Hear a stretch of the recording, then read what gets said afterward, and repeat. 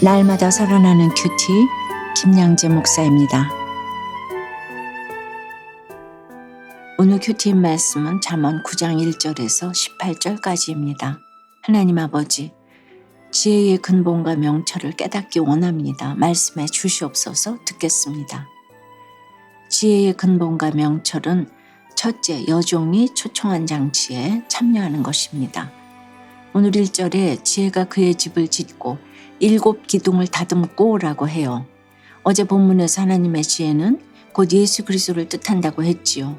그러므로 1절에 그의 집은 예수 그리스도의 몸된 교회를 상징하고 7 기둥은 교회를 구성하는 사람들을 의미합니다. 그런데 지혜는 무엇을 위해 그의 집을 짓고 7 기둥을 다듬는 것일까요? 또 2절에 보니 짐승을 잡으며 포도주를 혼합하여 상을 갖추고 라고 합니다. 지혜, 곧 그리스도가 사람들을 초청하기 위해 잔치를 준비하는 모습이지요. 이처럼 지혜는 추상적인 개념이 아니라 실제 삶에서 적용해야 하는 것입니다.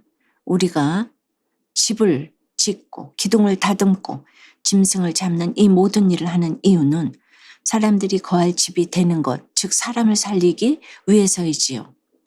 그런데 내가 먼저 죽어지지 않으면 이 지혜를 얻을 수가 없어요.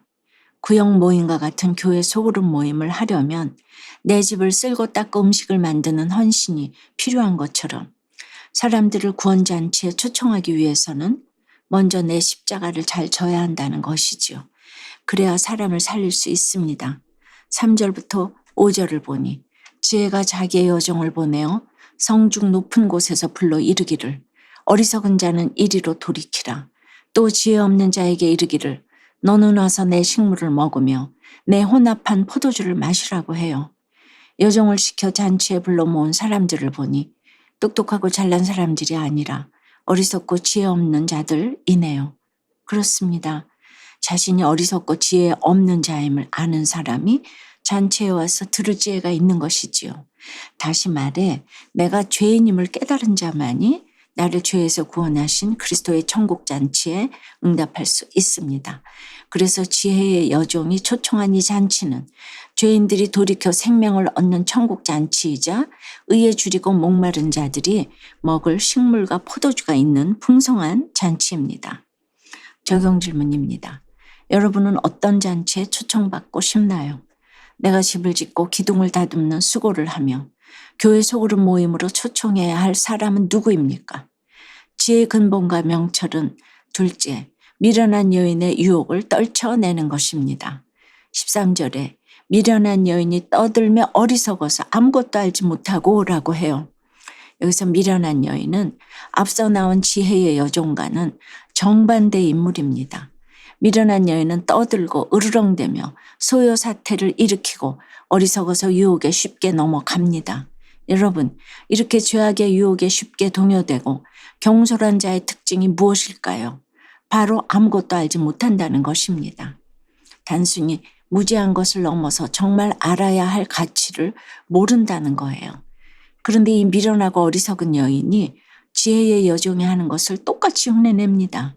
14절과 15절에 보니 자기 집 문에 앉으며 성읍 높은 곳에 있는 자리에 앉아서 자기 길을 바로 가는 행인들을 불러 이르되 라고 해요. 그러나 미련한 여인이 하는 것은 지혜의 여종이 하는 것과 근본부터가 다릅니다. 지혜는 생명을 주려고 사람들을 잔치로 초청하지만 죄악은 우리를 쾌락의 자리로 유혹합니다. 미련한 여인은 17절에 도둑질한 물이 달고 몰래 먹는 떡이 맛이 있다고 하며 지혜의 잔치 밖의 삶이 훨씬 달콤하고 맛있다고 거짓말을 합니다. 그러나 18절에 오직 그 어리석은 자는 죽은 자들이 거기 있는 것과 그의 객들이 스올 깊은 곳에 있는 것을 알지 못하느니라고 해요. 지혜의 초청을 거절한 미련하고 어리석은 자는 그 뒤에 있는 죽음을 보지 못한다는 거예요. 세상이 아무리 달콤해 보여도 주님을 떠나면 그 끝은 무덤 속에 들어가는 것과 같습니다. 적용해 보세요.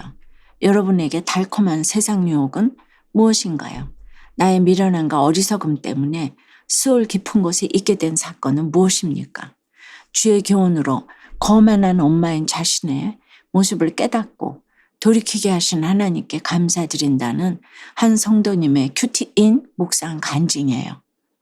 저는 이혼하고 혼자 아들을 키우다 저처럼 홀로 딸을 키우고 있는 지금의 남편을 만나 재혼했어요. 그런데 저는 퇴근 후 설거지가 안 된 그릇을 보면 아이들에게 엄마는 지금까지 힘들게 일하고 왔는데 너희는 집에서 하는 게 뭐냐? 며 불같이 화를 냈지요. 그런데도 아이들이 제 말을 잘 따라주니 저는 제가 꽤 괜찮은 엄마라고 착각을 했어요. 그러다 중학생이 된 아들이 학교 생활이 힘들다며 자퇴하고 싶다고 했어요. 저의 설득에 아들은 억지로 학교에 다녔지만 얼마 후 하나님이 믿어지지 않는다며 교회를 떠났지요. 그 무렵 큐티하는 공동체에 속하게 된 저는 자녀들의 구원을 위해 사랑으로 섬기는 지체들을 보면서 비로소 저의 행동을 돌아보게 되었죠. 그러던 중 고등학교 2학년이 된 아들이 또다시 자퇴하고 수능을 치르겠다고 했어요. 그제야 저는 오늘 12절 말씀처럼 자녀들에게 지혜 없이 거만하게 행동한 것이 깨달아져 회개가 터져나왔습니다. 이후 저는 이 사건을 공동체에 나누고 지체들의 권면에 따라 아들에게 상담을 받게 했답니다. 그리고 자녀들에게 엄마의 역할을 제대로 하지 않고 이 일을 떠맡긴 것을 사과했어요. 주의 교훈을 듣고 저의 거만함을 회개하게 하시고 이제라도 자녀들의 아픔을 체휼할 수 있도록 인도하신 하나님께 감사드려요. 저의 적용은 아들과 매일 30분 이상 대화하며 큐티한 내용을 나누겠습니다. 남편과 자녀들에게 집안일을 강요하지 않고 도와줄 수 있겠어? 라고 물어보겠습니다. 내가 어리석지 않다고 여기는 사람은 그 누구의 말도 듣지 않지요. 아무리 말씀을 전해도 지혜의 초청에 반응하지 않는 사람이 바로 거만한 자입니다. 예수님도 악하고 음란한 이 세대의 특징이 반응하지 않는 것이라고 말씀하셨지요. 마태복음 11장 17절에 보면 우리가 너희를 향하여 피리를 불어도 너희가 춤추지 않고 우리가 슬피 울어도 너희가 가슴을 치지 아니하였다라고 합니다.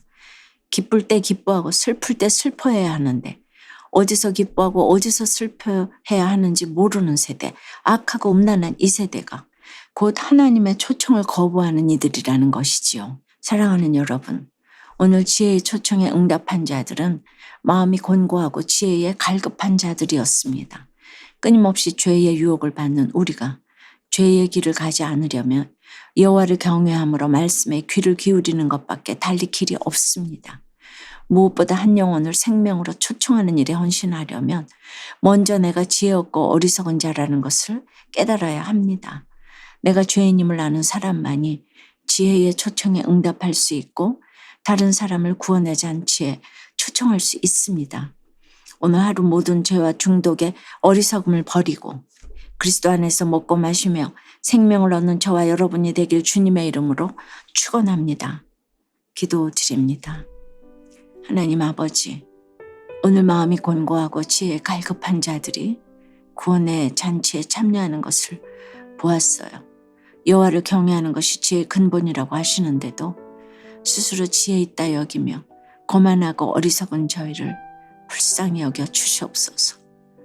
이제는 세상의 화려하고 달콤한 유혹에 끌려다니는 어리석음을 버릴 수 있도록 이 세상의 지혜와 명철이 아닌 하나님의 지혜와 명철을 허락해 주시옵소서. 말씀에 반응하고 지체들의 아픔에 반응하여 공동체와 함께 슬퍼하고 기뻐할 수 있도록 주여 인도하여 주시옵소서. 참으로 구원잔치에 초청받고 초청하는 것이 우리의 사명이 되어 주 안에서 먹고 마시며 생명을 얻을 수 있도록 주여 역사하여 주시옵소서. 예수 그리스도 이름으로 기도드리옵나이다. 아멘. 지금까지 우리들 교회 김양재 목사님이었습니다. 큐티에 도움받기 원하시는 분들은 큐티엠 홈페이지 qtm.or.kr 또는 유튜브에서 큐티엠을 검색하시면 도움받을 수 있습니다. 자세한 문의사항은 지역번호 031-705-5360번으로 문의하시기 바랍니다.